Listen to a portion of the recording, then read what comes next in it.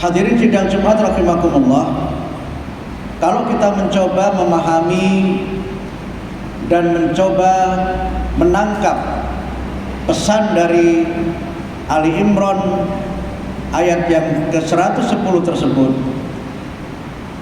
dan bagaimana pertemuan para ulama Asia Tenggara dan Saudi Arabia itu menggagas paling tidak untuk mengaktualisasikan dan mewujudkan firman Allah dalam Ali Imran 110 dalam dua pemahaman. Yang pertama, secara potensial, secara ideal, umat Islam itu adalah umat yang terbaik. Allah menurunkan dan mengutus Rasulullah Muhammad sebagai Rasul yang terbaik.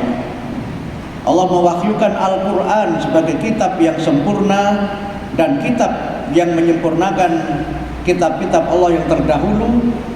Al-Quran sebagai kitab yang terbaik dan menurunkan syariat Islam yang berisi ajaran-ajaran yang sempurna, ajaran yang terbaik. Karena itu dengan segala modalitas spiritual tersebut, seharusnya umat Islam itu menjadi umat yang terbaik.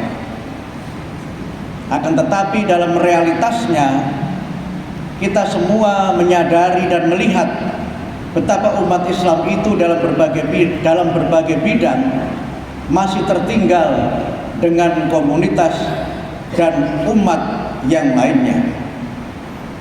Secara ekonomi umat Islam itu masih tertinggal.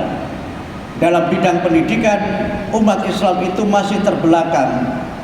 Dan menyangkut persatuan, umat Islam itu masih bermasalah dengan kerukunan. Karena itulah maka spirit Ali Imran 110 itu paling tidak menjadi sebuah motivasi spiritual bagaimana kita menjawab dan menjadikan Al-Quran sebagai panduan kita agar umat Islam ini menjadi umat yang terbaik. Di dalam Al-Quran, lafaz umat disebutkan sebanyak 61 kali. Dan dalam pengertian yang luas dari 61 ayat yang menyebutkan tentang umat itu, paling tidak umat itu mengandung 3 pengertian. Yang pertama, umat itu adalah sekelompok manusia atau komunitas yang mereka terikat satu dengan yang lainnya. Dalam pengertian yang luas, umat ini bisa berarti umat manusia secara keseluruhan. Di dalam Al-Quran disebutkan kanan nasu ummatan wahidah. Sesungguhnya manusia itu adalah umat yang satu. Yang kedua, umat itu juga bisa berarti komunitas manusia yang mendiami suatu tempat dan mereka terdiri atas suku-suku tertentu atau terdiri atas etnis tertentu. Yang ketiga, umat itu juga berarti sekelompok manusia yang mereka memiliki keyakinan tertentu. Misalnya di dalam Al-Quran disebutkan min ahlil kitabi ummatun qa'imah. Sebagian dari ahli kitab itu ada sekelompok kecil dari mereka yang konsisten untuk mereka melaksanakan apa yang diperintahkan oleh Allah di dalam kitab-kitab yang diturunkan kepada Nabi Isa dan Nabi Musa alaihissalam. Tetapi dalam konteks Ali Imran ayat 110 ini, umat mengandung pengertian yang eksklusif dan pengertian yang khusus, yaitu merujuk kepada umat Islam.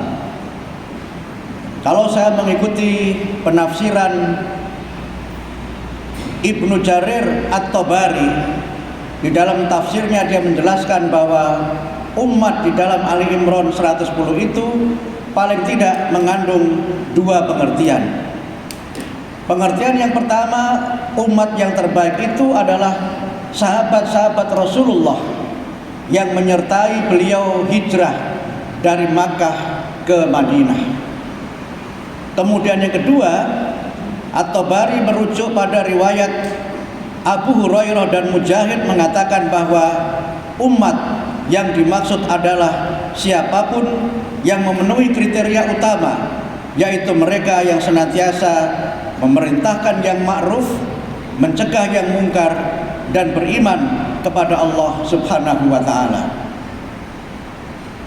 Dalam penjelasan yang lebih luas, Ibnu Ashur di dalam tafsirnya menjelaskan bahwa yang dimaksud dengan penafsiran atau dengan kata umat itu menurutnya adalah para sahabat yang memiliki keutamaan, mereka yang hidup dalam kurun waktu terbaik, yaitu dalam kurun waktu bersama Rasulullah.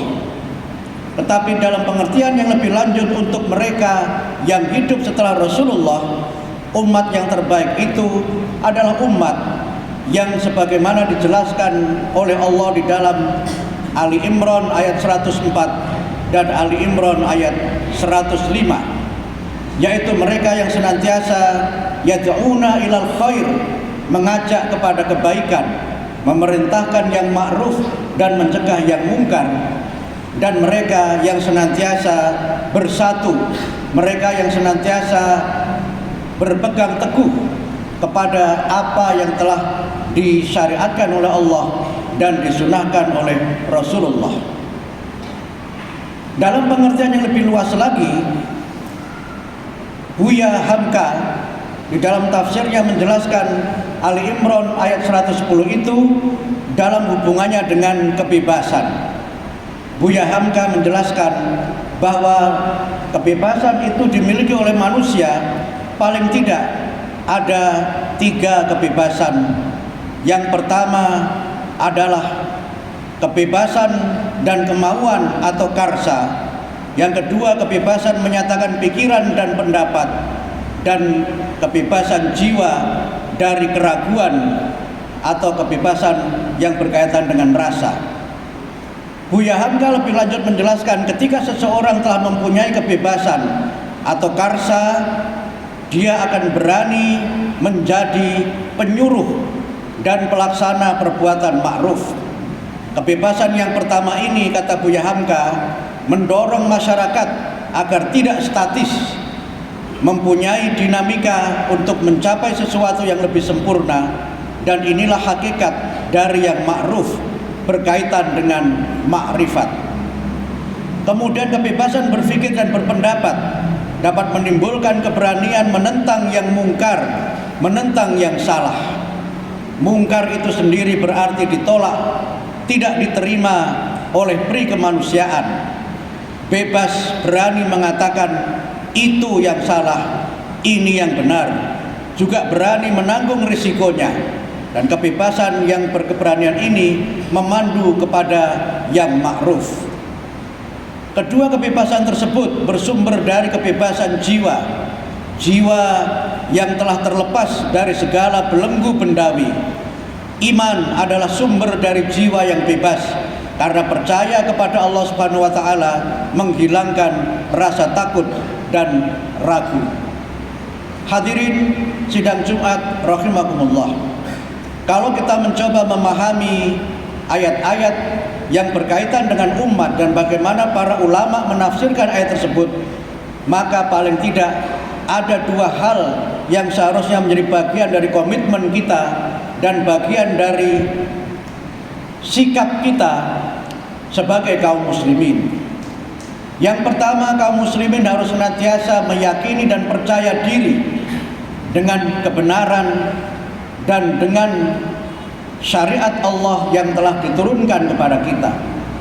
Umat Islam harus menjadi umat yang percaya diri, karena seringkali umat ini karena berbagai keadaan yang dialami dan berbagai situasi yang terjadi, kadang-kadang menjadi komunitas yang mayoritas tetapi bermentalitas minoritas. Majority with minority mentality. Umat Islam ini harus menjadi umat yang percaya diri, karena dalam realitas kita ada banyak komunitas yang mereka itu minoritas, tetapi mereka adalah komunitas yang percaya diri. Minoritas yang percaya diri itu terjadi karena mereka merasa punya kekuatan ekonomi, mereka merasa punya keunggulan dalam bidang pendidikan, bahkan dalam beberapa hal walaupun jumlah mereka sedikit, mereka bisa mendikte kelompok yang besar. Karena itu maka dengan tuntunan Allah dalam Ali Imran 110 ini, marilah kita bersama-sama umat Islam menjadi umat yang semakin patuh mengikuti syariat Allah dan mengikuti sunnah Rasulullah, menjadi umat yang percaya diri karena keyakinan kita adalah keyakinan yang benar, karena ajaran agama kita adalah ajaran agama yang terbaik. Kemudian yang kedua, marilah kita bersama-sama berusaha untuk secara pribadi menjadi pribadi-pribadi yang unggul, menjadi pribadi-pribadi yang maju, dan pribadi-pribadi yang memiliki kelebihan-kelebihan di atas yang lainnya.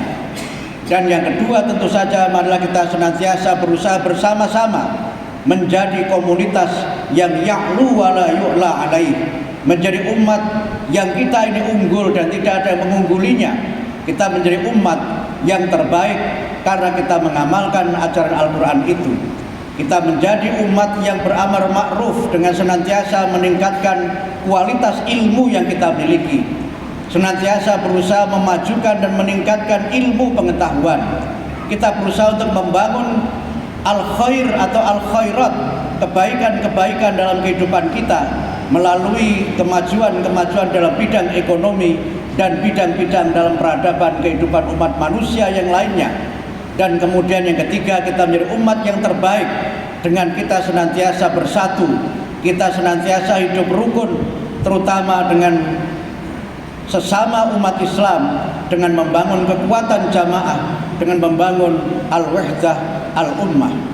Dengan itu mudah-mudahan apa yang difirmankan oleh Allah di dalam Ali Imran 110 tersebut bisa menjadi kenyataan. Umat Islam ini tidak hanya secara ideal menjadi umat yang terbaik, tetapi secara real menjadi umat yang terbaik pula. Barakallahu li wa lakum fil Qur'anil Karim wa nafa'ani wa iyyakum bima fihi minal ayati wa dzikril hakim wa taqabbalallahu minni wa minkum tilawatahu innahu huwal ghafurur rahim.